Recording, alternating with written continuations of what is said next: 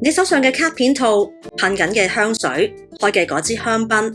可能都係用緊呢個奢侈品王國旗下嘅產品，佢就係 LVMH。近呢2年，呢個王國開始出現疲態，集團嘅收入持續下跌，背後嘅原因可能係你同我，甚至同一班富豪嘅消費模式改變咗有關。睇返 LVMH 嘅數據顯示，佢哋嘅時裝同皮具業務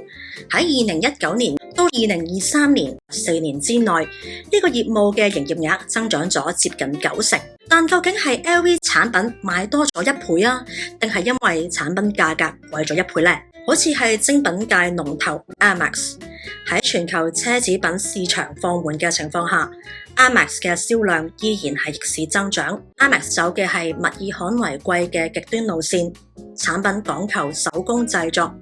限量發行，仲要透過獨家嘅配貨制度嚟控制供應。顧客即使有錢都未必買得到，可能要等幾年先至排到一個袋。根據二手平台 Reebok 嘅報告提到， Amex 嘅 Birkin 手袋同埋 Kelly 手袋喺二手市場可以以原價甚至係高出原價1倍嘅價錢成交，但係 LV 嘅二手價通常只係原價嘅50%到70%。喺 Amex 手袋供應量極少，而需求一直有增無減嘅情況下，就能夠保持到有價有市，成為可投資嘅保值產品啦。